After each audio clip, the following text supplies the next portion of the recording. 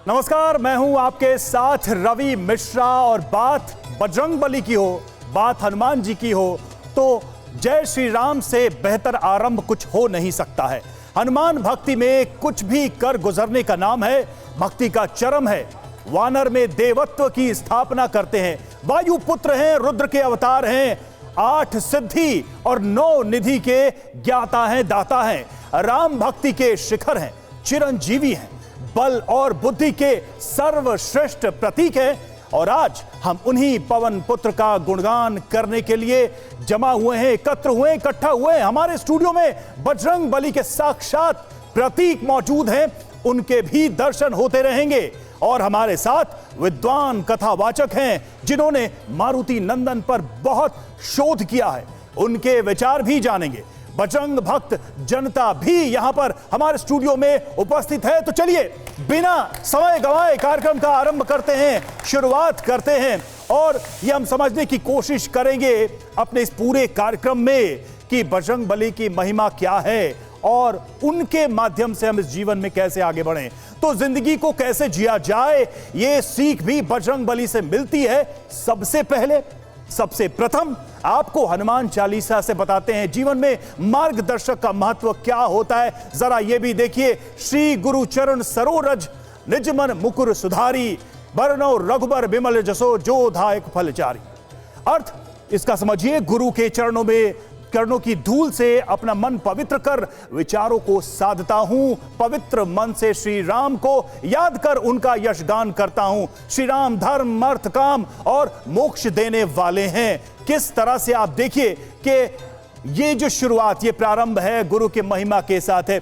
भगवान बजरंगबली या महावीर या फिर मारुति नंदन लाइफ मैनेजमेंट, जीवन का प्रबंधन कैसे सिखाते हैं, जरा ये भी देखिए। हनुमान चालीसा की शुरुआत गुरु वंदना से होती है और मार्गदर्शक की सलाह से बड़ी शुरुआत करनी चाहिए। मार्गदर्शक की सलाह से सफलता मिलना बिल्कुल तय है। तो आप देखिए कि किस तरह से एक मार्गदर्शक के रूप में, गुरु के रूप में भी यहां पर चीजें रेखांकित हो रही हैं। हनुमान चालीसा में जो भी वर्णन है बजरंगबली का, हनुमान जी का, उसमें उनके गुणों का वर्णन है। और देखिए अब दूसरी बात, आज की दुनिया में सफलता के लिए जरूरी क्या है, बजरंगबली से वो सीखिए।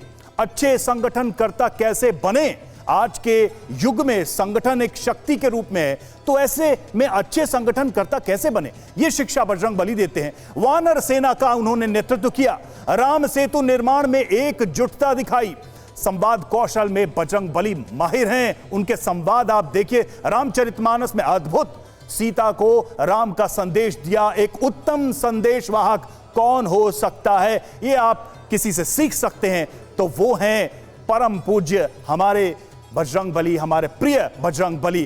तो ये हम समझने की कोशिश करेंगे कि जीवन के जितने भी दर्शन हैं उनका अगर देखा जाए पूरा समागम बजरंगबली में कैसे है। हमारे साथ देखिए तमाम मेहमान इस वक्त जुड़े हुए हैं हमारे स्टूडियो में। सबसे पहले आप सभी का परिचय हम करा दें। हमारे साथ देखिए चिन्मयानंद बापूजी कथावाचक इस वक्त हमारे साथ उपस्थित हैं, तालियों के साथ उनका स्वागत करें। हमारे दूसरे मेहमान हैं रसराज महाराज जो कि कथावाचक हैं, इनकी कथाएं पूरे भारत में विख्यात हैं, हम सुनते रहते हैं। और देवी कृष्ण प्रिया कथावाचक वो भी हमारे साथ इस वक्त उपस्थित हैं। तो हम बातचीत की शुरुआत करेंगे और सबसे पहले चिन्मयानंद जी आप ही से मेरा प्रश्न है। देखिए हमने तो शुरुआत की गुरु के रूप में, मार्गदर्शक के रूप में, तो जरा हमारे सभी लोगों को बताइए कि चाहे वो जीवन का प्रबंधन हो, चाहे वो मार्गदर्शक की भूमिका हो, इस समय इस युग में भी बजरंगबली कहां फिट बैठते हैं और हम उनकी आराधना से ये कैसे प्राप्त करें। जीवन में किसी भी क्षेत्र में आगे बढ़ने के लिए मार्गदर्शक की आवश्यकता होती है। गोस्वामी तुलसीदास जी ने रामचरितमानस में कहा, गुरु बिनु भवनिधि तरहि न कोई, जो बिरंचु शंकर सम होई। किसी भी क्षेत्र में आगे बढ़ने के लिए खासकर मैं युवाओं को कहना चाहता हूँ कि वो ज़रूर किसी न किसी का संरक्षण और किसी का मार्गदर्शक उनके लिए बहुत आवश्यकता है।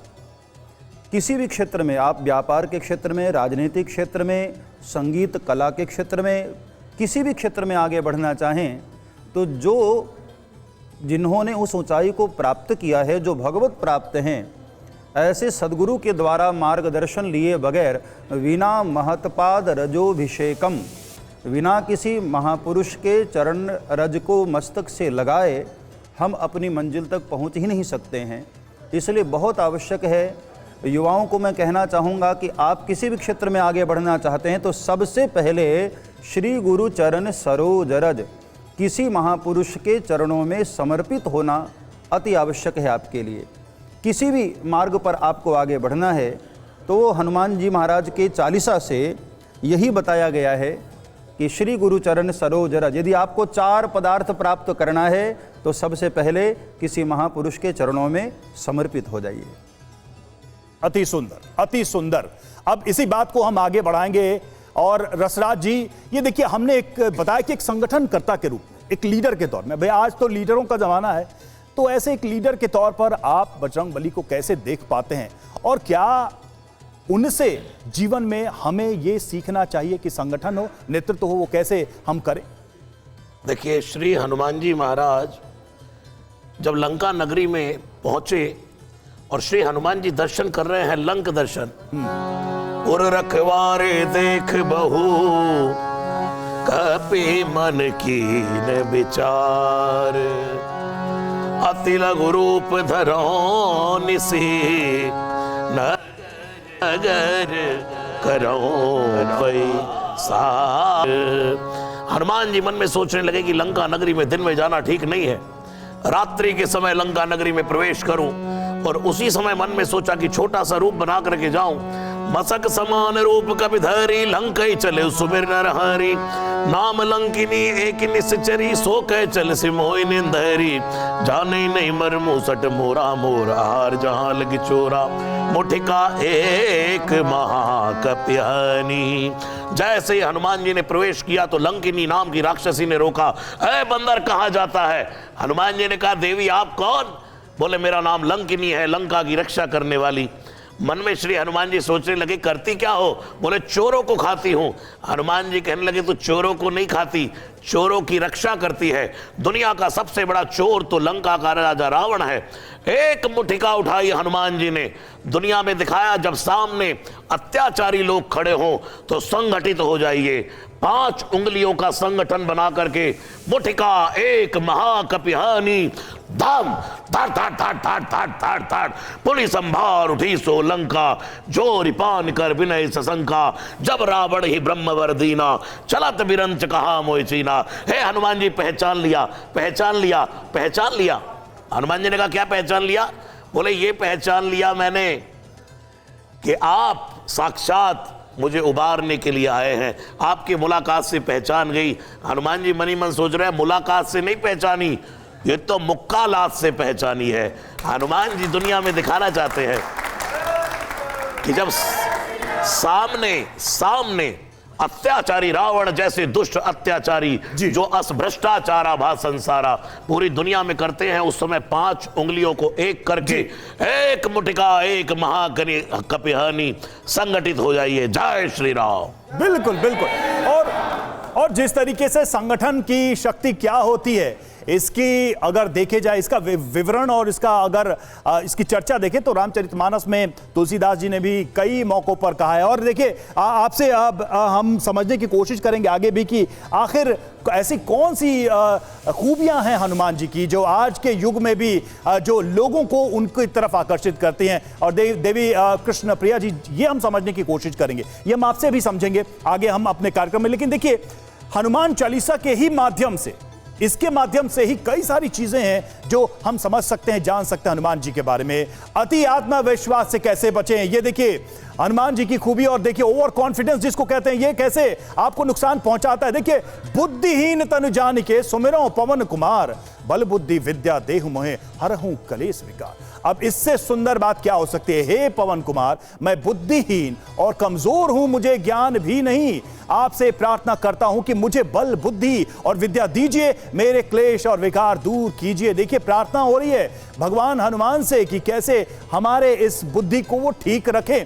तो ये सारी बातें, लाइफ मैनेजमेंट, जीवन का प्रबंधन कैसे हो, हम कितने भी स्मार्ट, जानकार और ताकतवर हों, हमें इन बातों का घमंड कभी नहीं करना चाहिए। चाहिए। इससे के साथ काम करने वालों से झगड़े नहीं होते हैं और हमारे परस्पर संबंध भी अच्छे रहते हैं। अब हनुमान चालीसा से जानिए अच्छा पहनावा और सफाई से रहना कैसे। यह हनुमान जी की एक और खूबी, कंचन बरज विराज सुबेसा, कानन कुंडल कुंचित केसा। हनुमान जी का शरीर सोने की तरह दमकता है। हनुमान जी अच्छे वस्त्र धारण करते हैं, कानों में कुंडल है, हनुमान जी के बाल भी संवरे हुए हैं। तो आज के जीवन में जो हमारा पहनावा है, हमारा जो एक तरीके से बॉडी लैंग्वेज कह लीजिए, ये सब कुछ आप देखिए हनुमान जी बहुत पहले ही कैसे पूरे संसार को ये संदेश दे रहे हैं कि कैसे रहना है। लाइफ मैनेजमेंट की हम बात कर रहे हैं, सफाई से कैसे रहें, अच्छे कपड़े कैसे पहने, अच्छे पहनावे से लोगों पर बेहतर प्रभाव पड़ता है, अच्छे पहनावे से आत्मविश्वास आपका बढ़ता है और आप मुश्किल समय में भी चीजों को बहुत बेहतर तरीके से हैंडल कर सकते हैं। तो ये सारी खूबियां हम आपको गिना रहे हैं। और सबसे बड़ी बात क्या है, सबसे अहम बात यह कि सारी चीजें युगों युगों से हनुमान जी हमें सिखा रहे हैं। तो कृष्ण प्रिया जी, आपसे हम ये समझना चाहेंगे, हमने जीवन के प्रबंधन के बारे में हमने सुना, हमने पहनावे ओढ़ावे और सब कुछ के बारे में समझा, हनुमान जी की ये खूबियां आज भी सबको उनकी तरफ आकर्षित करते हैं बरबस ही। हनुमान जी को कहते हैं अतुलित बलधामम हेम शैलावदेहम। कहने का अर्थ है हनुमान जी से हर कोई व्यक्ति कुछ ना कुछ सीख सकता है। उनसे गृहस्थी के गुण, क्योंकि वो सन्यासी ब्रह्मचारी होने के बाद भी एक परिवार में रहे हैं और राजा के परिवार में रहे हैं, तो किस तरह से एक परिवार के साथ बैलेंस करके रखना चाहिए जीवन को, और भगवान के प्रति हमारी कैसी आस्था श्रद्धा होनी चाहिए। साथ में अभी आपने पहनावे की बात कही, तो आज के युवाओं के लिए कहूँगी, क्योंकि मैं भी एक युवा उसी से आती हूँ, उन्हीं उम्र की हूँ। तो युवा के लिए है कि आपका पहनावा इतना सात्विक होना चाहिए और साथ में आपकी वाणी इतनी सरल और सहज होनी चाहिए, क्योंकि जब रावण के समीप हनुमान जी बोलते हैं तो रावण उनको सट सट बार बार मूर्ख मूर्ख कहता है, किंतु फिर भी वो अपनी वाणी की शालीनता को नहीं त्याग करते। तो इसका अर्थ है जब भी आपको क्रोध आए, कोई आपको अपशब्द कह रहा है, लेकिन फिर भी आप अपनी वाणी को संयमित करके हुए हैं, तब आप एक निष्ठावान, एक चरित्रवान और शीलवान, ये गुण आप केवल हनुमान जी से सीख सकते हैं और वो गुरु का कार्य करते हैं। बिल्कुल बिल्कुल, बहुत सुंदर बहुत सुंदर। और चिन्मयानंद बापू जी, एक चीज तो मैं समझना चाहूंगा, भाई वानर के रूप की चर्चा होती है और हम देखते हैं कि बजरंगबली देवत्व प्राप्त करते हैं, अमरत्व प्राप्त करते हैं। तो ये जो एक उनके पूरे व्यक्तित्व का विकास कहिए, आप इसे इवोल्यूशन कहिए, इसको हम कैसे देखें? ये प्राप्ति क्या सिर्फ देवों और हनुमान जी जैसे एक शक्तिशाली व्यक्ति के लिए है, या फिर हम आम जनमानस के लिए भी ये एक शिक्षा है, एक आदर्श है? हनुमान जी महाराज का जो स्वरूप है ये बहुत कुछ हम लोगों को शिक्षा दे रहा होता है। गोस्वामी तुलसीदास जी ने एक बात कही, सबहि मान प्रिय मानप्रद आप अमानी। संसार में वही व्यक्ति राम कार्य कर पाता है जो स्वयं सबसे पीछे रहे और सबको मान सम्मान दे। आज के युवाओं को, आज के समाज को इससे सीखना चाहिए कि जीवन में आगे बढ़ना है तो सबको सम्मान देना शुरू करिए। हनुमान जी यदि सुंदर रूप धारण करते, क्योंकि शंकर स्वयं केसरी नंदन, ऐसा भी हमारे संतों ने कहा, भगवान शंकर ही स्वयं केसरी नंदन के रूप में आए। भगवान शंकर चाहें तो सब कुछ कर सकते हैं, समर्थ को नहीं दोष गोसाई, सर्व सामर्थ्यवान है भगवान शंकर, दिव्य से दिव्य रूप ले सकते थे, लेकिन उन्होंने बंदर का रूप लिया क्योंकि स्वयं भगवान के पीछे चलना था, उनको भगवान का कार्य करना था। समाज में स्वयं को सुंदर दिखाना, बलशाली दिखाना और बहुत गुणवान दिखाना, वो हनुमान जी का लक्ष्य नहीं था। हनुमान जी का लक्ष्य था भगवान का कार्य करना, प्रभु राम के आज्ञा का पालन करना, उनकी सेवा करना। तो समाज की सेवा, राष्ट्र की सेवा वही कर सकता है जो दूसरों को सम्मान देना शुरू करे और खुद को अपने पीछे रखना शुरू करे। पाछे पवन तनय से रुणावा। जब हनुमान जी महाराज की बारी आई लंका नगरी जाने की और सभी ऋक्षबंदर सीता जी की खोज के लिए चले, उस वक्त हनुमान जी महाराज ने बिल्कुल पीछे प्रणाम किया। इसका मतलब यह है कि सबको सम्मान दिया जाए और स्वयं सबसे पीछे रहा जाए, तभी राष्ट्र की सेवा हो सकती है, तभी समाज की सेवा हो सकती है, ऐसे नहीं हो सकती है। बहुत सुंदर बहुत सुंदर बहुत सुंदर।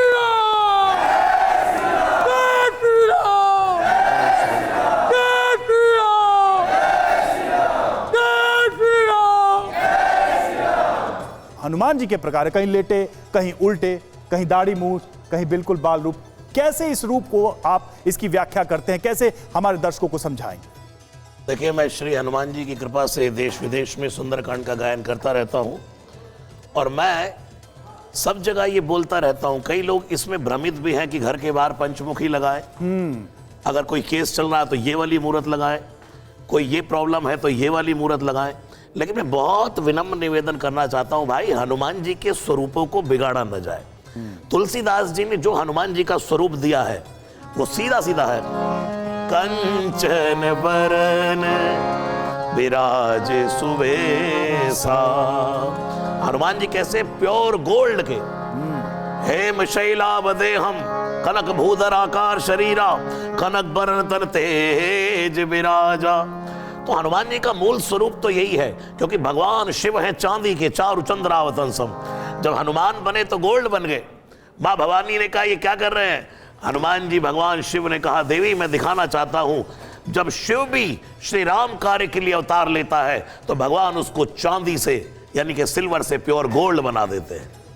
तो मैं दुनिया में श्री हनुमान जी के जितने स्वरूप हैं, लेटे हनुमान जी हमारे प्रयागराज अद्भुत स्वरूप है, बिल्कुल वहां श्री हनुमान जी की ऐसी मान्यता है कि लेटे होंगे। तो ये तो जहां जहां दुनिया में जहां जहां लीलाएं श्री हनुमान जी ने अपनी अपनी की हैं, वहां वहां वैसे ही नाम दे दिए गए। लेकिन मूल रूप से अगर मैं कहूं तो श्री हनुमान जी महाराज तो अद्भुत एक ऐसा स्वरूप है जिनका वेश एक ही बात में तुलसीदास। लेकिन एक स्वाभाविक सा प्रश्न उठता है मन में बापूजी कि बाकी जो देव हैं, भगवान हैं, उनके तो रूप हमें पता है, लेकिन जो अलग अलग रूपों में हनुमान जी हमें प्राप्त है, ऐसा क्यों है? और देखिए, जैसी भक्ति वैसे उनके हनुमान जी, ये बड़ा अद्भुत है। जैसे भक्त की भावना है वैसे हनुमान जी है। देखिए, यहाँ अलग अलग भावना के अलग अलग भक्त होते हैं। भगवान अलग अलग रूप धारण करते हैं अपने भक्तों के कारण। जिसकी जैसी भावना, जिसकी भावना है, गोस्वामी तुलसीदास जी ने भी लिखा, जाकी रही भावना जैसी प्रभु मूरत देखी तिन तैसी। कई लोग हमारे सनातन धर्म के ऊपर ये प्रश्न भी उठाते हैं कि आपके धर्म में बहुत ज़्यादा कॉम्प्लिकेटेड आपका धर्म है, बहुत ज़्यादा उलझा हुआ है, क्योंकि इतने सारे भगवान के रूप हैं। हनुमान जी महाराज के इतने सारे रूप हैं, कहीं हनुमान जी दाढ़ी मूछ वाले हैं, कहीं वाइट कलर के हनुमान जी हैं, कहीं गोल्ड कलर के हनुमान जी हैं। तो इसका सीधा साधा एक ही अर्थ होता है कि जिस भक्त ने जिस भाव से हनुमान जी को पुकारा, हनुमान जी उसी भावना को ध्यान में रखते हुए उसके समक्ष उसी रूप में प्रकट हो गए। ये हनुमान जी महाराज की कृपा की अनंतता का दर्शन होता है। आप किसी भी रूप में हनुमान जी को पुकारें, आप छोटे बालक के रूप में पुकारें, वृद्ध के रूप में पुकारें। अब गोस्वामी तुलसीदास जी को हनुमान जी ने जब दर्शन दिया तो एक कोढ़ी के रूप में दर्शन दिया। ये हमारी अनंतता का परिचायक है। हनुमान जी महाराज ये कहना चाहते हैं कि आप किसी भी रूप में, सर्वम खलु इदम ब्रह्म, हनुमान जी सर्वत्र व्याप्त हैं, हर रूप में व्याप्त हैं और हर समय व्याप्त हैं। तो आप किसी भी रूप में, जब भी आपकी भावना हनुमान जी को जिस रूप में देखने की होगी, हनुमान जी महाराज उसी रूप में आपके सामने प्रकट हो जाएंगे। इसलिए हनुमान जी के इतने सारे रूप हैं। बाकी अनेक होते हुए भी हनुमान जी महाराज एक ही हैं। जैसे सूर्य के नीचे हजारों घड़े रख दिए जाएं तब भी सूर्य हजार दिखाई देता हुआ भी एक ही होता है, ऐसे ही हनुमान जी महाराज अलग अलग अनेका रूप में होते हुए भी एक ही हनुमान जी स्वरूप है। बहुत सुंदर, बहुत सुंदर। और हनुमान जी के रूपों की तो हम क्या ही बात करें, बच्चा बच्चा उनके स्वरूप का दीवाना है। कृष्ण प्रिया जी, अब सवाल यही है कि एक ऐसा युग है जिसमें लोग वेस्टर्न वर्ल्ड के सुपर हीरोज को देखते हैं, लेकिन भारत की धरती में हम रामायण का जिक्र करते हैं, राम जी को सबसे श्रद्धा भाव से देखा जाता है, लेकिन बजरंगबली सबके प्रिय और बालकों के प्रिय। तो आप कैसे आज के युवा वर्ग और बच्चों को ये संदेश दे पाएंगी कि वो हनुमान जी से कैसे कनेक्ट करते हैं? और क्या ये कहा जाए बच्चों के लिए कि इस भारत भूमि पर अगर कोई सबसे पहला सुपर हीरो, सुपरमैन है तो वो बजरंगबली है? बिल्कुल, मैं यही कहूँगी, अभी पूज्य बापू जी ने और रशराज जी महाराज जी ने भी कहा, वही बात है।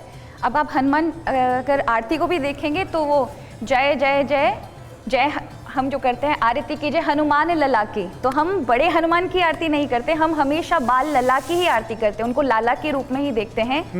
भगवान श्री राम की भी बात करें तो अयोध्या में बालक स्वरूप है, क्योंकि बालक का मन निर्दोष होता है और बच्चा यदि शुरुआत में अपने मॉडल को यदि देखेगा लक्ष्य के रूप में कि मैं कैसा बनूं, तो हनुमान चरित्र उसके लिए एकदम परफेक्ट है और सुपर हीरो तो हनुमान जी होने चाहिए। आप हमारे ब्रज में जाएं तो हमारे ब्रज में आपको यदा कदा कहीं भी ऐसे हनुमान जी मिलेंगे जिनका नाम लुटेरिया हनुमान है, क्योंकि उन्होंने भगवान कृष्ण के साथ ग्वाल वालन के संग बैठ के माखन खाए और लूटा भी उन्होंने, तो इसके कारण उनको लुटेरिया हनुमान कहते हैं। तो आपको हमारे गोकुल के आसपास मिल जाएगा, वृंदावन में मिल जाएगा, बरसाने जाएंगे बरसाने में मिल जाएंगे। तो कहने का अर्थ है कि युवा से पहले हर एक बालक बालक ही होता है, तो उसके संस्कार, उसकी नींव इस प्रकार की उससे पड़नी चाहिए कि एक बालक का चरित्र इतना सुंदर हो कि उसके अंदर ज्ञान की भूख हो। सूर्य को खाने का अर्थ ही यही है कि बच्चे के अंदर इतनी सरल तरीके से संस्कार पैदा कराए जाए। आज के माँ बाप अपने बच्चों को फोन दे देते हैं संस्कार देने की बजाय, तो बच्चों को इतने सरल तरीके से कहानी के माध्यम से, अपने इतिहासों के माध्यम से बिल्कुल ज्ञान पहुंचाया जाए। बिल्कुल, और ये जरूरी भी है। भारत की अपनी सनातन संस्कृति को आगे बढ़ाने के लिए हमें इस बीज को बाल मन में डालना होगा। आगे वाली पीढ़ियां भगवान बजरंगबली, महावीर, इनके व्यक्तित्व को समझें और उसको अपने जीवन में उतारें। हमारे साथ देखिए तमाम लोग इस वक्त स्टूडियो में मौजूद हैं। अब थोड़ा उनके मन में भी सवाल जरूर होगा। मैं चाहूंगा कि उनके कुछ सवाल लें और उनका उत्तर हमारे साथ जो कथावाचक है वो देंगे। कौन प्रश्न पूछना चाहता है, कौन प्रश्न पूछना चाहता है? कई सारे लोग हैं, हम एक एक करके सवाल लेंगे। जी आप बोलिए, आप सवाल बोलिए, आप छोड़ दीजिए। सभी को नमस्कार करते हुए, चरण वंदन करते हुए, एक प्रश्न है। जब प्रहलाद महाराज को हिरण्यकश्यप ने पूछा इस खंभे में तेरा भगवान है, प्रहलाद ने कहा हाँ हर जगह है। ये करने के बाद प्रहलाद के मन में शंका हुआ क्या ये सही है, तो उन्हें देखा चारों ओर हरिमय है, हर खंभे में चतुर्भुज में व्याप्त है। वो प्रहलाद महाराज थे। हम साधारण मनुष्य है, हमारी मन में भय है, ये भय से कैसे मुक्त पाएंगे, ये विश्वास कैसे आएगा, भय से कैसे मुक्ति पाए? आपका प्रश्न। हरे कृष्णा प्रभु जी, दंडवत प्रणाम। ये छोड़ दिया। मेरा प्रश्न ये है कि मैं शुरू से ना बालाजी के चरणों में मैंने वंदना की है। हमारे परिवार में हमारे ईष्ट हैं बालाजी महाराज। अब पर आज जो है मैं हरे कृष्ण महामंत्र को जपता हूँ और प्रभु जी के सानिध्य में आया हूँ। क्या ये कृपा बालाजी की कृपा से हुई है, या मैं थोड़ा इस बारे में जानना चाह रहा था। प्रभु जी आपसे था मेरा प्रश्न, आपसे था। आप किससे सवाल करना चाहते हैं? बापू जी महाराज। ठीक है ठीक है, आप चलिए जवाब भी लेते हैं। एक तो भय की बात हुई है, एक तो भय की बात हुई है। भय का निवारण मतलब एक ही नाम है जी। लोग कहते हैं कि एक ही नाम है और भूत पिशाच निकट नहीं आवे, यह सीधे कहा है तुलसीदास ने। तो आप उनके सवाल का उत्तर दीजिए, क्या कहेंगे आप? बहुत अच्छा लगा आपका प्रश्न। आपने कहा कि प्रहलाद की तरह हम निर्भय कैसे हो जाएं। जब हिरण्यकश्यप ने पूछा क्वासौ यदि स सर्वत्र कस्मात् स्तंभे न दृश्यते, यदि परमात्मा सर्वत्र हैं तो क्या खंबे में भी हैं? प्रहलाद ने कहा बिल्कुल हैं। तो हिरण्यकश्यप ने कहा कि क्यों नहीं दिखाई दे रहे हैं? प्रहलाद ने कहा मुझे दिखाई दे रहे हैं, दृश्यते। इसका एक सीधा सा मैं आपको उत्तर दूं। भगवान ने एक बहुत अच्छी बात कही, शक्रदेव प्रपन्नाय तवास्मीत च याचते अभयम सर्वभूतेभ्यो ददाम्येतद् व्रतम मम।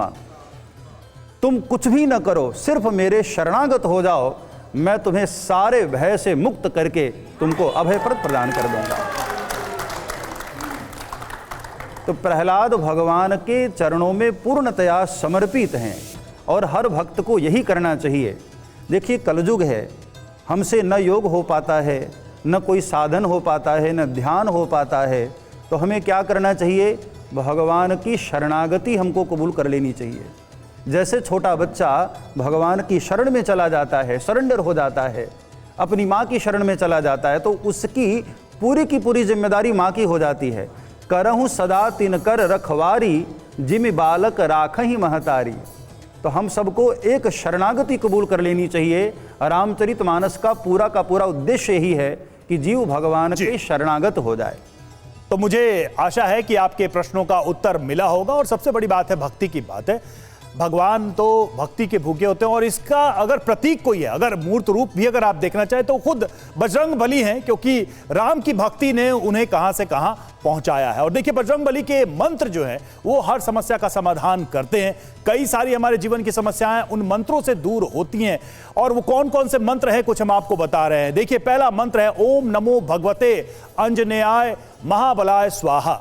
इसका अर्थ देखिए, शक्तिशाली हनुमान को नमन करता हूं और समर्पण करता हूं, एक भक्त का भाव हनुमान जी के प्रति। इसका लाभ क्या बताया जाता है? असाध्य रोग नष्ट होते हैं इस मंत्र से। अब दूसरे मंत्र की बात करें, ओम हनुमते नमः।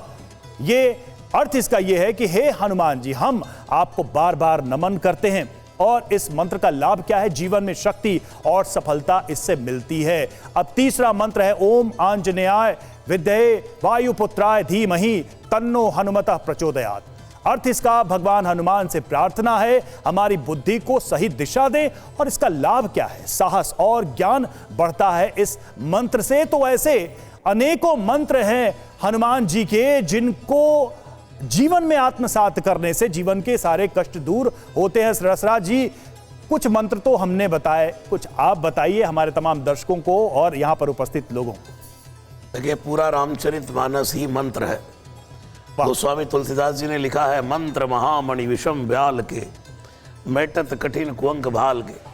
मुझसे भी लोग पूछते हैं महाराज जी ये उपाय है तो कौन सा मंत्र जपना चाहिए, ये है तो कौन सा जपना चाहिए। मैं सीधा कहता हूँ भाई, इधर उधर के चक्कर में ना पड़े, सिर्फ इतना ही कर ले। श्री गुरु चरण सरोज रज निज मन मुकुर सुधारे, भरनौ रघुवर विमल जसो जो दायक फल चारे। बुद्धिहीन तरु जानिके सुमिरो पवन कुमार, बल बुद्धि विद्या देव मोहि हरौ कलेश विकार।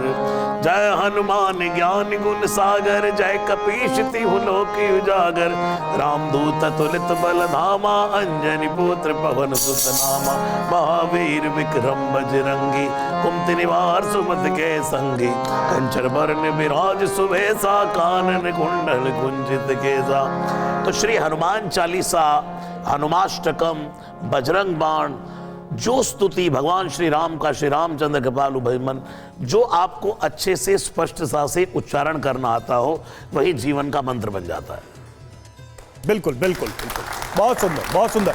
कुल मिलाकर बात यह है कि आपके भाव पवित्र हों बजरंग बली के प्रति तो हर मंत्र आपके लिए लाभकारी ही साबित होगा। हम तमाम अपने दूसरे अतिथियों के पास आएंगे और देखिए महावीर किन अष्ट सिद्धियों के दाता हैं, जरा इस पर भी गौर करें। अष्ट सिद्धि नवनिधि के दाता, अक्सर हम ये हनुमान चालीसा में पढ़ते हैं, तो जरा आज उन अष्ट सिद्धियों के बारे में हम समझने की भी कोशिश करते हैं। वो अष्ट सिद्धियां जो हनुमान जी के पास है। सबसे पहले देखिए अणिमा, ये अष्ट सिद्धि, ये सिद्धि क्या है? सूक्ष्म रूप धारण करने की शक्ति। और कौन नहीं जानता, लंका में जब गए तो भगवान ने सूक्ष्म रूप धारण करके दिखाया। दूसरी सिद्धि है महिमा, विशाल रूप धारण करने की शक्ति, यानी क्षण में छोटे और क्षण में विशाल रूप धारण कर लेते हैं बजरंग बली। अगली सिद्धि है, 8 सिद्धियों में हमने 2 की बात की।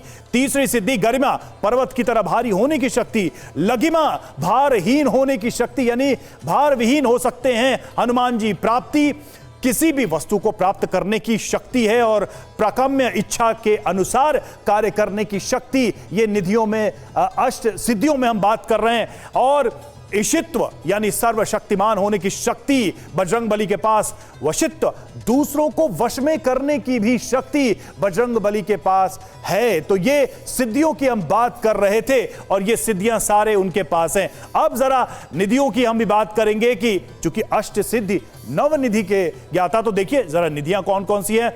पद्म निधि और महापद्म निधि, नील निधि, मुकुंद निधि, नंद निधि, मकर निधि, कच्छप निधि, शंख निधि और सर्व निधि। ये वो निधियां हैं, वो निधियां हैं जो बजरंग बली के पास है। हम तो जब कामना करते हैं तो इनकी ही कामना करते हैं कि बजरंग बली हमें भी दे। कृष्ण प्रिया जी, हमने गुणों का वर्णन किया, लेकिन बजरंग बली क्या इन गुणों से ही सीमित हो सकते हैं? नहीं, बिल्कुल नहीं सीमित हो सकते। उनके अंदर अष्ट सिद्धि हैं, 9 निधि हैं, साथ में ऐसा ज्ञान है, इतना बल है जिससे हम उनकी उपासना करने पर प्राप्त कर सकते हैं। साथ में अगर आपने 8 ये अष्ट सिद्धियों के विषय में कहा, तो जो हनुमान जी की उपासना करता है उसको अष्ट सिद्धि 9 निधि तो मिलती ही है, कितने सारे पुराणों में भगवान श्री हनुमान जी की उपासना का, जैसे अभी पूज्य रसराज जी महाराज बता रहे थे, हमारे यहाँ सावर मंत्र भी हैं, तंत्र मंत्र भी हैं, पर प्राय गुरु के बिना आदेश के कोई भी मंत्र का उपयोग नहीं करना चाहिए, इसलिए आपको पहले से सावधान करने का मेरा भाव है। आप हनुमान चालीसा को सात्विक रूप, यदि आप भगवान के भक्त हैं तो आप हनुमान चालीसा का भाव की श्रद्धा के साथ करेंगे तो उसका तुरंत ही असर होगा, अष्ट सिद्धि भी प्राप्त होती है। और हनुमान जी का सिर्फ एक ही अपने जीवन में हेतु है, ये कहिए, इसीलिए वो संसार में रहे और शरीर विराजमान अभी भी हैं और योग सिद्ध भी है हनुमान। हाँ, तो उसका एक कारण ये भी है, उन्होंने राम रहस्य उपनिषद में ये कहा है कि मेरे राम की भक्ति करिए, केवल केवल और केवल मोक्षदायक राम नाम का। बापू जी, मेरे मन में भी एक सवाल है, मतलब जब हनुमान जी की तरफ हम देखते हैं तो एक बाल मन भी उनका दिखता है, बड़ा गंभीर वार्तालाप करने वाले भी दिखते हैं, संदेशवाहक के तौर पर जब जब भेजा जाता है उन्हीं को भेजा जाता है, कम्युनिकेटर के तौर पर। तो ये विचित्र खूबियां हनुमान जी के अलावा हम किसी में देख नहीं पाते हैं। लंका गए तो मन आया तो सारे फल तोड़ के खा लिए और वहां बलशाली रावण को की लंका जला के भी आ गए। तो ये एक्सट्रीम जो खूबियां हैं हनुमान जी की, ये क्या है? मतलब कोई और छोर नहीं, कोई अंत नहीं। सबसे सेवक धर्म कठोरा। गोस्वामी तुलसीदास जी ने कहा, जीवन में सबसे कठोर धर्म यदि कोई है तो वो है सेवक का। हनुमान जी महाराज ने उस धर्म का पूर्णतया पालन किया और समाज को ये संदेश दिया कि राम कार्य करना है तो मनोजवम मारुततुल्य वेगम जितेंद्रियम बुद्धिमताम वरिष्ठम वातात्मजम वानर यूथ मुख्यम श्री रामदूतम शरणम प्रपद्ये। वही व्यक्ति अपने राम कार्य को अथवा तो राष्ट्र कार्य को कर पाता है जो अपनी गति को तेज रखता है, अपने लक्ष्य पर ध्यान रखता हुआ। राम काज कीन्हे बिनु मोहि कहाँ विश्राम। स्वर्ण पर्वत हनुमान जी को विश्राम देना चाहता है। अधिकांश हमसे भूल कहाँ होती है अपने लक्ष्य की प्राप्ति में, जब हम संपत्ति में किसी कंचन इत्यादि में फंस जाते हैं तो हम अपने लक्ष्य से भटक जाते हैं। हनुमान जी महाराज ने रामदूत बन करके युवाओं को ये संदेश दिया, समाज को ये संदेश दिया कि आप अपने लक्ष्य की ओर जब आगे बढ़ें तो केवल और केवल अर्जुन की तरह मछली की आंख दिखनी चाहिए। इस तरह से हनुमान जी के कई सारे रूप हमको लंका नगरी में देखने को मिलते हैं। कभी हनुमान जी महाराज फल खाते हैं, कभी बड़े हो जाते हैं, कभी छोटे हो जाते हैं। जहाँ जैसी परिस्थिति आए, अति लघु रूप धरे हनुमाना, कहीं हनुमान जी बिल्कुल छोटे हो गए, कहीं हनुमान जी कनक भूधराकार शरीरा, कहीं बड़े हो गए। जैसी परिस्थिति आई ऐसे हनुमान जी ने रूप धारण किया। तो ये हनुमान जी महाराज के एक सेवक का अलग अलग रूप, स्वामी की जैसी इच्छा हो अपनी स्वामी की इच्छा अनुसार अलग अलग रूप बना ले, वही हनुमान जी महाराज समाज को दर्शन देते हैं। ये एक तरीके से रैपिड राउंड है। देखिए, पहला प्रश्न आ गया, हनुमान जी की माता का क्या नाम था? आप में से हाथ उठाइए, मैं एक एक करके आता हूं, एक एक करके आऊंगा। जी बताइए। अंजनी माता, अंजनी माता, अंजनी माता, अंजनी माता, अंजनी माता, अंजनी माता, अंजनी माता, अंजनी माता, बताइए मैम। अंजनी माँ, अंजनी, आप बताइए। अंजनी, अंजनी माँ। ये देखिए बहुत सारे लोगों का उत्तर आया और सबने एक ही नाम लिया। अब मैं अपने कथावाचकों से कहूंगा कि आप लोगों को क्या लगता है किनके उत्तर सही हैं? बिल्कुल ठीक है। आंजनेय मतिपाटलाननम कांचनाद्रिकमनीय विग्रहम पारिजात तरुमूलवासिनम भावयामि पवमानंदनम अंजनी पुत्र पवन सुत नामा। अंजनी पुत्र पवन सुत नामा, अंजनी पुत्र पवन सुत नामा, अंजनी पुत्र पवन सुत नामा, अंजनी पुत्र पवन सुत नामा।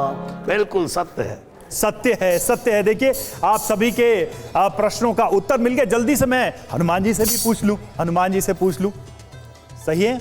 देखिए, कहा उन्होंने कि बिल्कुल सही है, सही है। अब चलिए अब हम बढ़ते हैं अपने अगले प्रश्न की तरफ। अगला प्रश्न, दूसरा सवाल क्या है, वो उसका जवाब आप सभी दीजिएगा और उसके बाद हम अपने कथावाचकों से, अपने गुरुओं से पूछेंगे कि क्या आपके उत्तर सही हैं। तो दूसरा सवाल दिखाया जाए। ये देखिए, हनुमान जी ने संजीवनी के लिए किस पर्वत को उठाया था? सवाल एक बार फिर से मैं दोहरा रहा हूं, हनुमान जी ने संजीवनी के लिए किस पर्वत को उठाया था? चलिए बताइए। सुमेर पर्वत को। सुमेर पर्वत। आप द्रोणागिरी पर्वत। द्रोणागिरी पर्वत किसी को पता है और कोई बताना चाहेगा, उत्तर देना चाहेगा? जी जी, द्रोणागिरी पर्वत। आप बताइए। द्रोणगिरी पर्वत। द्रोणगिरी पर्वत। देखिए ये सारे उत्तर, और किसी के पास जल्दी जल्दी। हिमालय। हिमालय तक का भी नाम आया। बापूजी आप बताइए, आप इस प्रश्न का उत्तर बताइए, किसने सही कहा इसमें जो इधर के श्रोता हमारे खासकर बैठे हुए हैं, उन्होंने बहुत अच्छा अपना उत्तर दिया। हनुमान जी ने द्रोणागिरी पर्वत ही उठाया था, जो कि आपका भी प्रश्न सही है, हिमालय क्षेत्र में ही आता है वो। द्रोणागिरी पर्वत भी हिमालय का ही एक पार्ट था, छोटा सा पर्वत था। वहाँ सारी जड़ी बूटियाँ देवताओं के संरक्षण में थीं, जो दिव्य जड़ी बूटियाँ हैं। जैसे ही कोई गलत मानसिकता वाला वहाँ पहुँचता था तो सारी की सारी जड़ी बूटियाँ लुप्त हो जाती थीं। तो जब कोई पारमार्थिक भाव से पहुँचता था और प्रार्थना करता था, तब देवता लोग अपनी कृपा से उन बूटियों को प्रकट कर देते थे। तो हनुमान जी ने देखा कि भाई वहाँ सभी जड़ी बूटियों में प्रकाश हो रहा है, तो हनुमान जी ने सोचा कि फिर से मुझे वापस आना पड़ेगा। इसलिए हनुमान जी महाराज ने पूरा का पूरा द्रोणागिरी पर्वत ही उठा लिया और लाए सजीवन लखन जी आए। तो आज भी कई लोगों में, हमारे जीवन में कहा जाता है कि हनुमान जी की तरफ पूरा पर्वत ही उठा लिया। हनुमान जी क्या उत्तर सही? द्रोणगिरी पर्वत। वाह वाह, तालियां तालियां तालियां तालियां तालियां तालियां।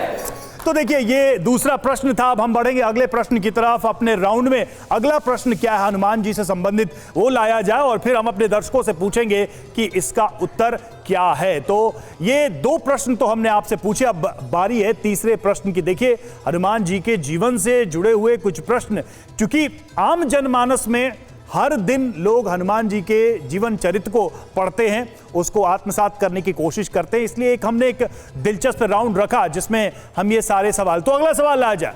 अगला सवाल आपके सामने, हनुमान जी शिव के कौन से अवतार हैं? ये बहुत ही रोचक प्रश्न है। हनुमान जी शिव के कौन से अवतार? लेकिन नंबर पूछा जा रहा है, आप बताइए। रुद्र अवतार। रुद्र के कौन से अवतार? 11वां। रुद्र के कौन से अवतार है बताइए? 11वें अवतार की बात की जा रही है। 11वें अवतार की बात की जा रही है। 11वें रुद्र अवतार। आप भी जी 11वां। कृष्ण प्रिया जी, अब चूंकि उत्तर का समय है, कंफर्म करने का समय है, तो आप बताइए। सही कहा कि भगवान शिव के शिव महापुराण के अंतर्गत शतरुद्र संहिता में कहा है, रुद्रा अवतारो भगवान भक्तो उद्धारिका सवई। वो भगवान के 11वें भव रुद्र के अवतार हैं।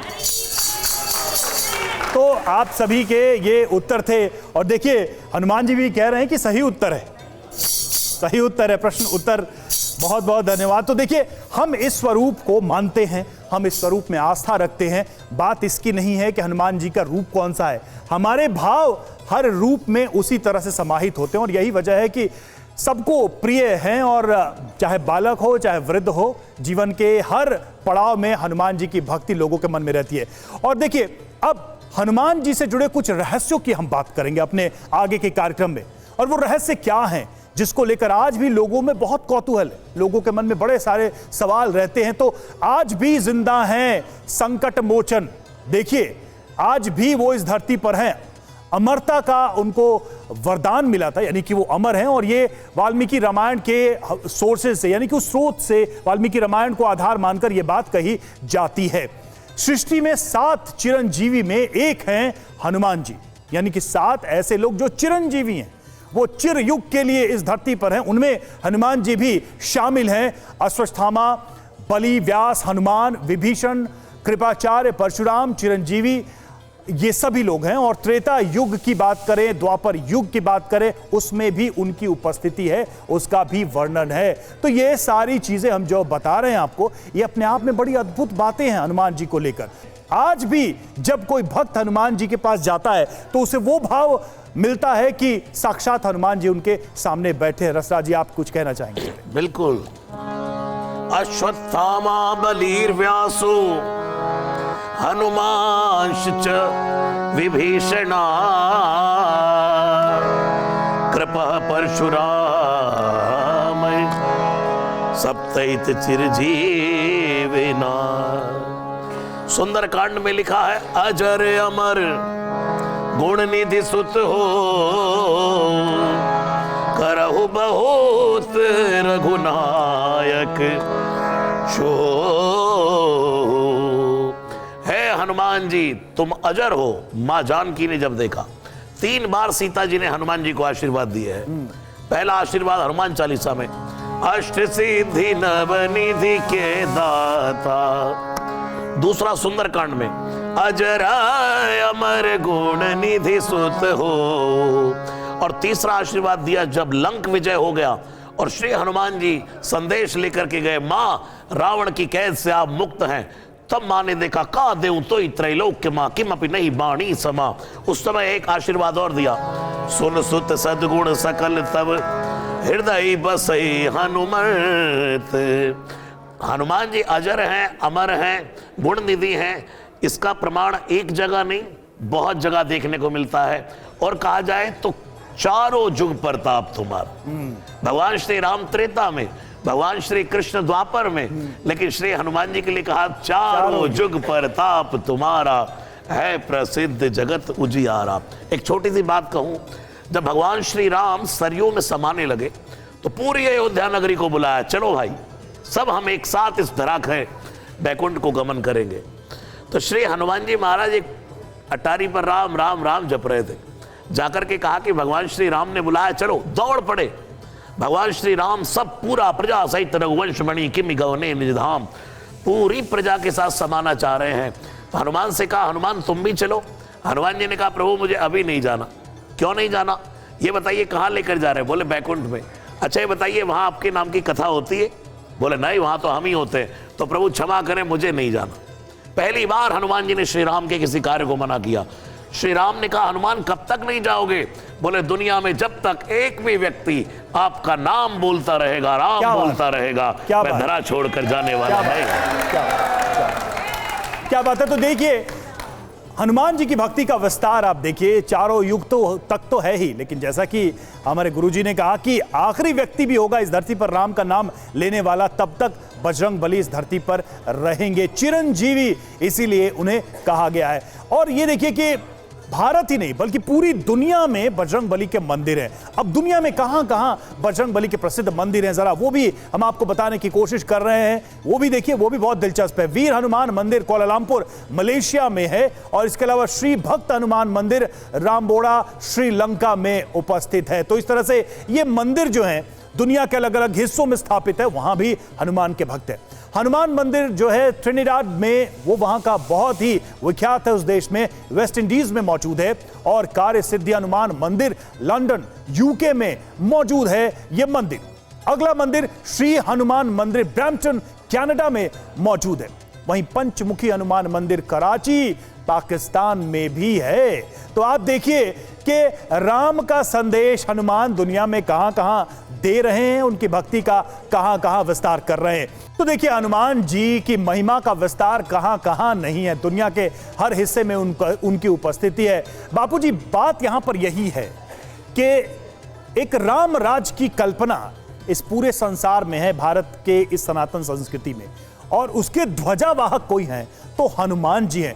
क्या पूरी दुनिया को उस कॉन्सेप्ट को नहीं समझना चाहिए, समाज दुनिया कैसी हो तब, जबकि हनुमान जी चिरंजीवी हैं, आज भी इस धरती पर हैं, रामराज का वही संदेश दे रहे हैं। ये पूरी दुनिया को समझना पड़ेगा कि विश्व का एकमात्र देश ऐसा है भारतवर्ष, और एकमात्र धर्म ऐसा है सनातन, जो पुरातन भी है, सत्य भी है और शाश्वत भी है। सारी दुनिया में केवल और केवल एकमात्र हमारा धर्म ऐसा है सनातन, और हमारा देश ऐसा है जिसमें भगवान राम का चरित्र है, भगवान कृष्ण का चरित्र है। दुनिया के किसी भी देश के पास ऐसा कोई दिव्य चरित्र नहीं है, और ना ही ऐसा कोई दिव्य चरित्र से संदेश प्राप्त होता है। भगवान राम के चरित्र पर चल कर के ही समाज को शांति और आनंद प्राप्त हो सकता है। जीवन में वही व्यक्ति आनंद को प्राप्त कर सकता है जो भगवान राम के पद चिन्हों पर चलेगा। हनुमान जी महाराज सर्वव्यापी हैं, केवल भारतवर्ष में नहीं, जैसा कि भी आपने दर्शन किया, श्रीलंका में भी हैं, कनाडा में भी हैं, सर्वत्र हैं।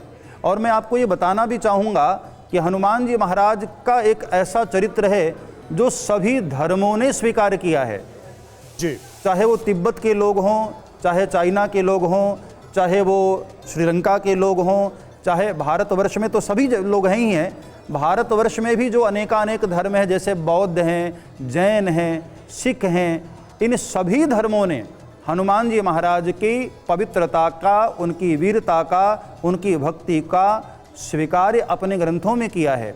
हनुमान जी महाराज ने ही दुनिया को ये दर्शन कराया कि एकमात्र भगवान के पद चिन्हों पर मर्यादित जीवन और बहुत ही अनुशासित जीवन और अपने एक पत्नी प्रथा, इसका यदि लक्ष्य हम लेकर के चलते हैं तो अवश्य हमारे जीवन में राम राज्य आएगा और हमारे जीवन में आनंद का संचार होगा। इसके अलावा और कोई उपाय नहीं है।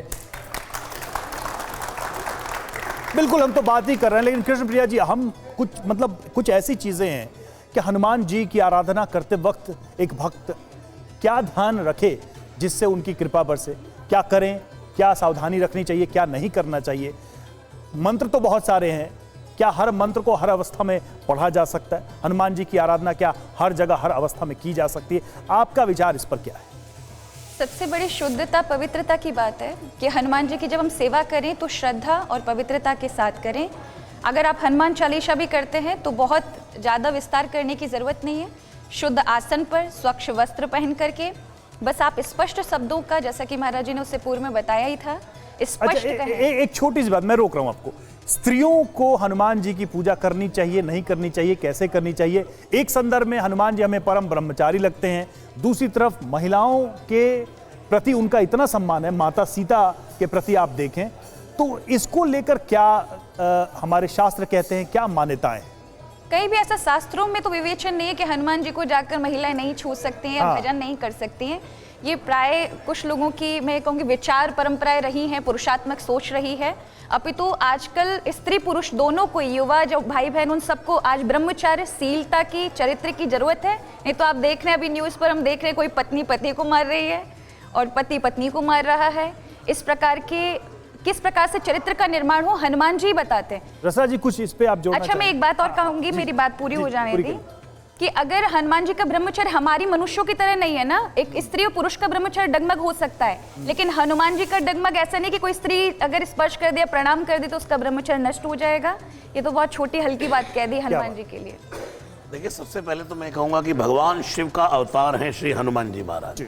उनको ये तुलना नहीं करनी चाहिए कि स्त्री या पुरुष का कोई भेद वहां नहीं है, वहां तो आत्मा का नाता है। दूसरा मेरा मानना यह है, हम मंदिरों में भी जाएं तो मैं देखता हूँ कई माताएं बहनें भगवान शिवलिंग में जल चढ़ाती हैं, उनको हाथ से दबाना, भगवान के विग्रह को छू छू करके, दबा दबा करके प्रणाम करना, मुझे नहीं लगता ये भगवान को दूर से प्रणाम करना चाहिए। और दूसरा, आपने कहा कि स्त्रियों को, हनुमान जी के यहाँ स्त्री पुरुष का कोई भेद नहीं है। तुलसीदास जी ने स्वयं कहा है, जो यह पढ़े हनुमान चालीसा हो यह सिद्धि साखी गौरी सा। उन्होंने ये नहीं लिखा स्त्री पढ़े हनुमान चालीसा, ये भी नहीं लिखा पुरुष पढ़े हनुमान चालीसा। उन्होंने तो कहा पुरुष नपुंसक नारी वा जीव चराचर कोई, जो यह पढ़े हनुमान चालीसा हो सिद्धि साखी गौरी सा। शुद्धि का ध्यान रखें। मैं कहता हूं माताओं बहनों को इसलिए लोग एक और न जाने कौन लोग हैं वो धर देते हैं, जब एक समय है, मासिक धर्म का समय है, अशुद्धि का समय है, उस समय आप पुस्तक लेकर के हनुमान चालीसा ना करें, लेकिन अगर हनुमान चालीसा आपको याद है तो उस अशुद्धि के समय भी आप उसका पाठ और खूब पढ़ सकते हैं हनुमान चालीसा। बिल्कुल जी, हाँ, कुछ ऐड करना बापू जी, कुछ कहना चाह रहे हैं जी? रसराज जी ने बहुत अच्छा उत्तर दिया, हमारी बहन ने भी बहुत अच्छा उत्तर दिया। रामचरितमानस से एक मैं आपको उदाहरण भी देना चाहूँगा। जैसा कि भी आपने बताया, जो यह पढ़े हनुमान चालीसा, गोस्वामी तुलसीदास जी ने कहा कोई भी हनुमान चालीसा पढ़ सकता है। जब हनुमान जी महाराज लंका नगरी में गए, पहली बार गए तो पूरी लंका नगरी को जलाकर भस्म कर डाला। दूसरी बार जब हनुमान जी महाराज लंका नगरी में गए सीता मैया को लाने के लिए, तो वहां पर लंका नगरी की राक्षसियों ने हनुमान जी की पूजा की है। तब जब लंका की राक्षसियां कर सकती हैं तो हमारे देश की बहन बेटियां क्यों नहीं कर सकती हनुमान जी की पूजा? अति सुंदर। दूसरी बात, ये प्रश्न समाज में बहुत रहता है कि बहनें छुएं, माताएं छुएं कि नहीं। अरे भाई, हनुमान जी महाराज को स्त्री पुरुष में के रूप में क्यों देख रहे हो आप? हनुमान जी हम सबके पिता हैं। और पिता की गोद में कोई बेटी खेल भी सकती है, बैठ भी सकती है, ये बेटी का अधिकार है। हनुमान जी हम सबके माता पिता हैं, इसलिए हम भगवान की भक्ति में प्रार्थना करते हैं, त्वमेव माता च पिता त्वमेव बंधु च सखा त्वमेव। जिस रूप में आप हनुमान जी को पुकारें उस रूप में आप हनुमान जी की आराधना कर सकते हैं। हनुमान जी हम सबके पिता हैं, पिता को बेटा भी छू सकता है और बेटी भी छू सकती है। बहुत सुंदर व्याख्या, बहुत ही सुंदर व्याख्या। और देखिए हमारे साथ जो तमाम हमारे साथ लोग मौजूद हैं इस वक्त, उनके पास भी मैं आऊंगा, उनके मन में बहुत सारे प्रश्न हैं तो उसको भी हम सुनने की कोशिश करेंगे। और अब वो प्रश्न लेने से पहले आपको बताते हैं कि पूरी दुनिया में हनुमान जी से मिलते जुलते और कौन कौन से देवता हैं। देखिए हनुमान जी तो पूर्णता का प्रतीक है, लेकिन अलग अलग संस्कृतियों में भी कुछ देव ऐसे हैं जिनकी कुछ खूबियां हनुमान जी से मिलती जुलती हैं। तो हनुमान से मिलते जुलते वैश्विक देवता कौन है, देखिए वो जल्दी से हम आपको बताते हैं। देखिए चीनी मिथक के अनुसार, जो चाइनीज मिथक है उसमें क्या कहा गया है कि सन वुकोंग जो है वो चीनी मिथक में उनको माना गया है कि उनकी कुछ खूबियां बजरंग बली से मिलती जुलती हैं। और उसके अलावा बलशाली वानर योद्धा हैं, वो भी उड़ने की शक्ति उनके अंदर है, आकार बदलने की उनके अंदर शक्ति है, ये सारी शक्तियां उनके अंदर भी बताई गई हैं। अब अफ्रीकन मिथक जो है, अफ्रीका की जो दंत कथाएं हैं उनमें एक भगवान, एक देवता बताए जाते हैं, वो हैं गैब्लेके। और वो क्या है, उनके अंदर क्या खूबियां हैं, वो देखिए निर्णय लेने के देवता माने जाते हैं, वो अद्भुत बुद्धिमत्ता उनके अंदर है। ये हनुमान जी से उनकी मिलती जुलती खूबियां हैं। और अब देखिए माया संस्कृति में हाउलर मंकी देवता का भी जिक्र किया गया है, जो कारीगरी सृजन के देवता हैं। और उन देवताओं को पहचानने के लिए हम तस्वीरें भी दिखा रहे हैं ताकि आप आइडेंटिफाई कर सके कि कितनी मिलती जुलती खूबियां हैं। तो ऐसे अलग अलग संस्कृतियों की बात हमने की, अलग अलग देशों की बात की, जहां पर ऐसे देवताओं का जिक्र है जिनकी कई सारी खूबियां हनुमान जी से मिलती जुलती हैं। अब सवाल यही है कि क्या ये हमारे भारत की इस संस्कृति से प्रभावित ये मान्यताएं हैं या मिथक है या दंत कथाएं हैं। हमारे साथ देखिए तमाम लोग भी मौजूद हैं, उनके मन में भी कुछ सवाल हैं, जरूर वो पूछना चाहते हैं। आप लोगों के मन में क्या सवाल है? चलिए एक पीछे सवाल मैं लेता हूं, काफी देर हो गया, बताइए। सर मेरा क्वेश्चन बापू जी से है, ऐसे 5 गुण कौन ऐसे होने चाहिए जिससे युवा की जीवन में बहुत प्रभाव आए हनुमान जी से रिलेटेड, जिससे युवा लाइफ में बहुत आगे बढ़ सके? युवा कैसे प्रेरित हों हनुमान जी के व्यक्तित्व से? जी आपका कोई प्रश्न था? जी आपका कोई प्रश्न बताइए। महाराज जी के चरणों में नमस्कार। मेरा एक प्रश्न है जीवन से संबंधित। किससे प्रश्न है आप? जीवन से, महाराज जी से। अच्छा, बाबू महाराज से। हम पिछले 3 पीढ़ियों को देखते हैं, हमारे पिताजी का, अपनी पीढ़ी और अपने बच्चों का। तो तीनों पीढ़ी एक ही काम कर रहे हैं।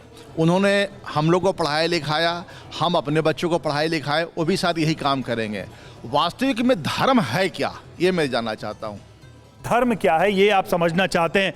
जल्दी से एक और प्रश्न लेते हैं। जी मैं सवाल करना चाहती हूँ आप लोगों को। प्रणाम। एक जैसे बच्चे, आपका प्रश्न किससे? प्रश्न सामने बापू जी से है। मैं ये जानना चाहती हूँ, जो कुछ बच्चे हनुमान जी की पूजा करते हैं, व्रत भी रखते हैं, बहुत अच्छे से रखते हैं, फिर उनकी बुद्धियाँ क्यों नष्ट हो जाती हैं? भगवान जी को उनकी बुद्धि कृपा क्यों नहीं होती, यानी कि पूजा पाठ करते भी? बापू जी 2-3 प्रश्न आ गए। एक तो सबसे पहले मैं आपके प्रश्न का उत्तर दे दूं। देखिए जैसे गौ माता का दूध हम दूहते रहें किसी पात्र में, लेकिन उस पात्र में यदि छेद है तो धीरे धीरे करके वो सारा दूध निकल जाएगा, हमको उसका आनंद प्राप्त न हो पाएगा।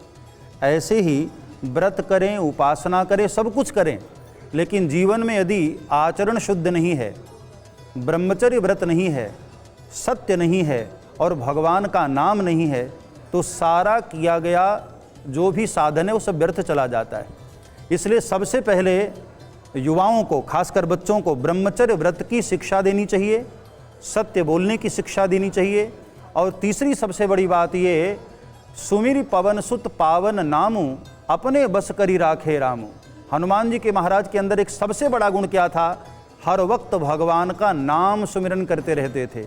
जो भी युवा, जो भी बालक, जो भी नर नारी हर वक्त अपने जुबां पर भगवान का नाम उच्चारण करता रहता है, यद जिह्वाग्रे वर्तते नाम तुभ्यम, तो मैं दावे के साथ कहता हूँ उसके जीवन के सारे कार्य अपने आप सुंदर होते चले जाएंगे। ये हनुमान जी महाराज का आशीर्वाद। रसना जी, एक जो प्रश्न आया कि धर्म को हम कैसे समझे हनुमान जी के माध्यम से। देखिए, हनुमान जी ने दुनिया में दिखाया, हनुमान जी का जन्म हुआ केवल और केवल भगवान श्री राम के लिए। भगवान शंकर ही हनुमान बनकर के आए, क्योंकि इसके पीछे कथा है, कारण है। लेकिन हनुमान जी जब श्री राम की सेवा में जुटे तो उस समय श्री राम वन में घूम रहे हैं, उनकी भार्या का, मां जानकी का हरण हो चुका है। और भगवान श्री राम कौन है? सुंदरकांड का पहला ही श्लोक है, शांतम शांतम शाश्वत अप्रमेय मनघम। भगवान श्री राम है शांतम, और जानकी जी को आदिगुरु शंकराचार्य भगवान ने कहा है, शांति सीता समानीता आत्मा रामो विराजते। श्री राम की शांति को रावण हरण करके ले गया। अब श्री हनुमान जी का धर्म यहां पर खड़ा हो गया। श्री हनुमान जी ने देखा कि भाई मेरे प्रभु श्री राम जो शांतम है, उनकी शांति का ही हरण हो गया। तो जिसको ना जानकी जी की शांति से कोई लेना देना है, ना श्री राम की शांति से कोई लेना देना है, जो राम भजन करने के लिए आया था, उसने अपना राज धर्म ये मान लिया कि भगवान श्री राम के जीवन से गई हुई शांति को लौटा कर के लाना, यही मेरा धर्म है। सनातन धर्म हमें यही सिखाता है। हम अपने बच्चों को सिखाएं कि किसी की लाइफ में इंटरफेयर ना करें, किसी की लाइफ में बाधक ना बने, अन्याय को सहन ना करें। जो हमारे सनातन धर्म के वेदों ने हमें जो पद्धति, जो मार्ग दिया है, उस मार्ग पर चलते रहें, क्योंकि सनातन धर्म बहुत पुरातन है। इसकी परंपराओं को नया अगर सरल कर दें तो जो कर्म है, कर्तव्य है, क्या वही धर्म है? किसी की शांति लौटा करके लाना, शांति भंग ना करे, ठीक है, ठीक है, डिस्टर्ब ना करे किसी। ठीक है। और कृष्ण प्रिया जी, आपके पास मैं लौट रहा हूं, लेकिन कुछ रोचक कहानियां भी हैं हमारे पास, वो भी हम अपने सभी दर्शकों को बताएंगे और आगे हम दिखाएंगे। देखिए, तुलसीदास की अगर जब बात होती है तो हनुमान चालीसा की बात होती है, हनुमान जी को लेकर बात होती है। रामचरितमानस के रचयिता गोस्वामी तुलसीदास और हनुमान जी के दर्शन पर एक मशहूर मान्यता है। कहा जाता है कि तुलसीदास जी ने हनुमान जी के दर्शन किए। क्या है वो मान्यता, क्या है वो कथा, वो हम जल्दी से आपको बताने जा रहे हैं। जब हनुमान ने तुलसीदास को दर्शन दिए तब की ये कथा है। मान्यता के अनुसार काशी में तुलसीदास स्नान दान के बाद गंगा पर जाते थे। तुलसीदास रोज सूखे बबूल के पेड़ पर 1 लोटा पानी डाल देते थे, पेड़ हरा हो जाता था। एक दिन तुलसीदास को पेड़ पर एक दिव्य आत्मा मिली। तुलसीदास ने दिव्य आत्मा से भगवान राम से मिलने का आग्रह किया। आत्मा ने तुलसीदास से कहा, राम से पहले हनुमान से मिलना होगा। दिव्य आत्मा ने कहा, काशी के कर्ण घंटा में राम मंदिर है, वहां हनुमान के दर्शन होंगे। मान्यता के मुताबिक तुलसीदास ने हनुमान को पहचान लिया। मान्यता के मुताबिक बजरंगबली ने तुलसीदास को दर्शन दिए। जहां हनुमान ने दर्शन किए वो अब संकट मोचन मंदिर है। इस मंदिर से जुड़ी ये कथा है, ये मान्यता है। तो इस तरह से देखिए, कई सारी कथाएं हैं जिनको आज भी हम सुनते और सुनाते हैं। लेकिन कृष्णप्रिया जी, हम आपसे ये समझना चाहेंगे कि हनुमान जी की आराधना कैसे की जाए। मतलब अगर आप इतने तमाम, देखिए हर व्यक्ति पूर्ण तो नहीं होता है, लेकिन भावना में अगर कोई शुद्ध है तो वो सरल रूप में भी हनुमान जी की आराधना कैसे कर सकता है। कौन सी हैं गलतियां जिससे वो बच सकता है, ताकि उसके ऊपर उसकी कृपा बनी रहे। जैसे मैडम ने पूछा कि पूजा पाठ करने के बाद भी बुद्धि जो है शुद्ध नहीं हो पाती, वो लक्ष्य को प्राप्त नहीं कर पाते, भगवान की कृपा नहीं हो पाती। कृष्णप्रिया जी, मैं ये कहूँगी कि जैसे महाराज जी ने भी कहा, पर उसके साथ ये है कि अगर आप निरंतरता से कर रहे हैं किसी कार्य को, तो हमारे यहाँ पर वेदों के श्लोकों की और हमारे यहाँ जो सात्विक पद्धति है उसका कहीं ना कहीं ध्वनि का भी असर होता है। ऐसा नहीं कि आपको असर नहीं होगा। कई बार लोग, आज के युवा हर चीज़ को श्रद्धा पूर्वक नहीं कर रहे हैं। कहीं जा भी रहे हैं, वृंदावन जा रहे हैं, अयोध्या जा रहे हैं, तो आपको क्या लगता है पूरे भाव में होके जा रहे हैं? कई तो रील बनाने के लिए जा रहे होते हैं। तो ऐसे में क्या ना जाएं फिर? नहीं, फिर भी वहाँ का असर तो करता ही है, उस तीर्थ का, उस नाम का, उस हनुमान चालीसा का। लेकिन आप निरंतरता से करते रहिए, आपको पवित्र करने का काम हनुमान जी का है। अब हम आखिरी हिस्से में हैं अपने कार्यक्रम के। हमारे जो अतिथि हैं उनसे हम एक एक सवाल जल्दी से करेंगे। कृष्णप्रिया जी, पहला सवाल तो यही कि जो जन्म को लेकर कथाएं हैं हनुमान जी की, उनमें सबसे जो प्रामाणिक कथा वो क्या है? प्राय पुराणों में, कुछ पुराणों में अलग है, नहीं तो लगभग सब समान ही हैं कि हनुमान जी का जन्म माँ अंजनी की तपस्या के कारण और भगवान शिव की शक्ति, इसीलिए उनको सुवन जब हम कहते हैं तो अन्य पुराणों में तो यही है कि भगवान शिव कभी अपने पूर्ण अंश में पूरी तरह से इस धरा पर सशरीर के रूप में उपस्थित नहीं हुए हैं, उन्होंने अंश ही रूप लिया है। तो यहाँ शिव का जो अंश है रुद्र शतरुद्र संहिता के अनुसार कि भगवान हनुमान जी साक्षात शिव का अंश है, वायु के सहयोग से अंजना के कान के माध्यम से पहुंचाई गई शक्ति है, इसलिए उनको पवन पुत्र कहते हैं। केशरी यानी अंजना के पति हैं, तो उनके लिए औरस पुत्र होने के कारण उनको अंजनी नंदन कहते हैं। तो ये मान्यताएं हैं, लेकिन बापूजी एक प्रश्न मेरे मन में आया है कि ग्रंथों में जब हम वर्णन की बात करते हैं तो सबसे पुरातन वर्णन कौन सा है हनुमान जी का? हम रामायण में तो देखते ही हैं, तुलसीदास की रचनाओं में देखते हैं, लेकिन कई सारे ग्रंथ हैं जिनमें वर्णन है, लेकिन पुरातन जो सबसे ओल्डेस्ट सोर्स है हनुमान जी की मौजूदगी का, वो क्या है? इसके बारे में कुछ बताएंगे क्या? देखिए, गोस्वामी तुलसीदास जी ने एक बहुत अच्छी बात कही, जो हनुमान जी के विषय में अलग अलग कथाएं जो आती हैं और इतनी सारी प्रचलित हो गई, तो सारी की सारी कथाएं अपने आप में कल्प भेद के कारण सत्य मानी गई हैं। कल्प भेद हरिचरित सुहाए। हनुमान जी महाराज का अवतार केवल एक ही बार नहीं हुआ है। जब जब भी भगवान राम धरती पर आते हैं तब तब श्री हनुमान जी महाराज आते हैं, और हर बार लीलाएं कुछ न कुछ अलग ढंग से हो जाती हैं, इसलिए सारी कथाएं अपने आप में सत्य हैं। कल्प भेद हरिचरित सुहाए। रही बात प्रामाणिकता की, तो हमारे संतों ने भगवान राम के चरित्र से जितने भी चरित्र प्रारंभ होते हैं उन सब को सबसे प्रामाणिक के रूप में जो माना गया है, आदि कवि महर्षि वाल्मीकि जी के ग्रंथ को ही सबसे ज़्यादा प्रामाणिक माना गया। उसके बाद गोस्वामी तुलसीदास जी नाना पुराण निगमागम सम्मतम यद, अनेक पुराण ग्रंथों को पढ़ करके उनका सार अंश निकाल करके गोस्वामी तुलसीदास जी ने ही रामचरितमानस में सब चरित्रों का समावेश किया है। ठीक है,